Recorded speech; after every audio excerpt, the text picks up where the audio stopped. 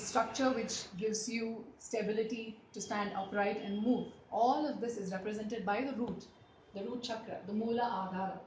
You need a body, and the body needs to stand up against gravity, and it needs to move in order to kind of grow. So you need a strong musculoskeletal system, which is represented by the root chakra or the Muladhara.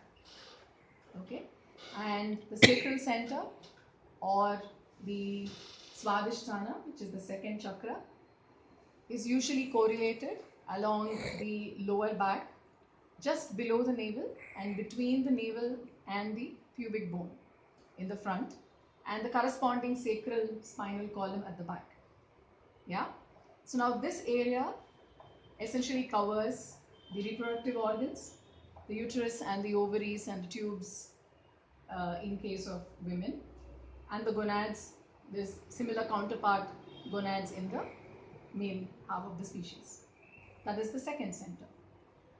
The third center, which is the solar plexus center or the abdominal center or the Manipura center, is located between the lower end of the ribs, which is lower end of the chest, and the navel, just above the navel or around the navel.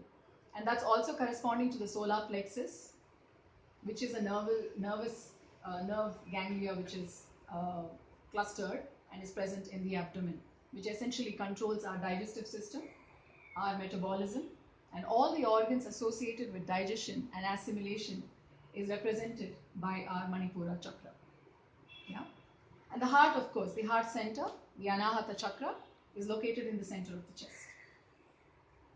And we have the Vishuddha chakra, which is the throat center, which is in the throat, which is placed here. And that is the seat of communication. And it is, it is the throat center, which is the Vishuddha chakra.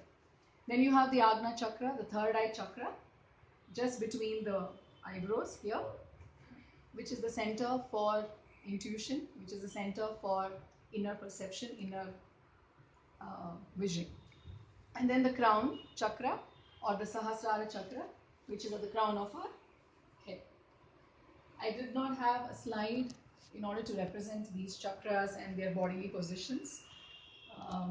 But if there's anybody who has a doubt, maybe we can discuss it, individually, like yourself, or maybe you can read up a bit more about what the chakra systems is all about, and you will find these details in any yoga book or any of these spiritual books which essentially describes these chakras. Yeah. If you kind of have to correlate these chakra systems. What about Sahasrar? Yeah, I just mentioned about the crown of the head. Right. Yes. Okay.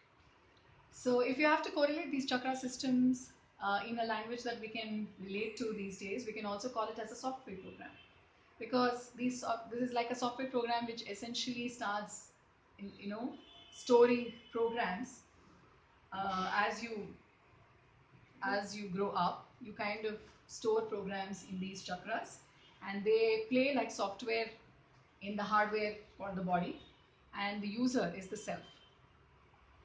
Now, to make it a bit more clearer, what happens is when you're born, along the developmental stages, from the time you are born, you are conceived and you are in the womb, you have a fetal body, and then you're born and you're an infant. Throughout your journey, for the first 15 to 20 years of your life, your chakras are unfolding gradually. And each of the chakra unfolds in its own developmental stage. The first chakra unfolds from the time you're conceived in the womb, because you need a body to be formed. So the root chakra is all about the body formation. It's all about giving you the physical structure, because the soul wants an embodiment. For it to come here, it needs a vehicle. So the root chakra essentially helps in forming the physical body, and then that's the time when the root chakra also opens up. It opens up in the fetus, and it is there, and it is kind of slowly developing till the first year of your life. Now the emotional center or the sacral center, which is the second chakra, starts unfolding at the age of 6 months. Now this emotional center is something that gives you this emotional identity, and it's also around the time when the baby starts connecting to outside life through its emotions. It also starts unfolding at the age of 6 months, and it kind of starts growing and maturing for the next 2 years. Similarly, you have the Manipura chakra, which starts at the age of 2 years. When children start to exert themselves, they start developing a language and they decide what they like, what they don't like. They start exerting their autonomy. And that's the stage when the Manipura slowly unfolds. It's when the children start demanding their choices. They kind of put their foot down and say, I like this, or I don't like this. They start using language to do that. And then comes the school time between the 4 years and 7 years and 7 to 12 years, when the other upper chakras start developing. Especially the ego center continues to develop. Your Manipura continues to develop when you are in school.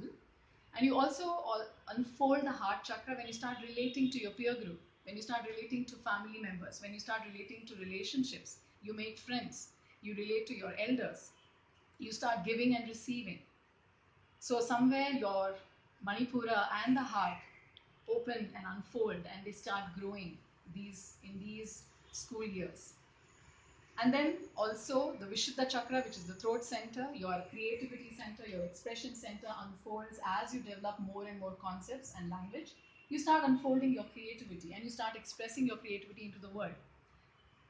And this star somewhere develops at the time when you are an adolescent, between the ages of 13 and 18 is when your Vishuddha starts opening up beautifully, and so does the Agna chakra. Because you develop concepts of the world, you start seeing, you start making up your own mind, you open up, you perceive how the world is. So when you are an adolescent, you are forming your own structure as to how the world functions. So your Agna chakra, your Vishuddha chakra is developing and it's opening up. So this is like the natural progression of the developmental stages of each of these chakra systems, when we correlate with your normal psychological development from the stage of infancy to the stage of adolescence. Is that making sense? Yeah?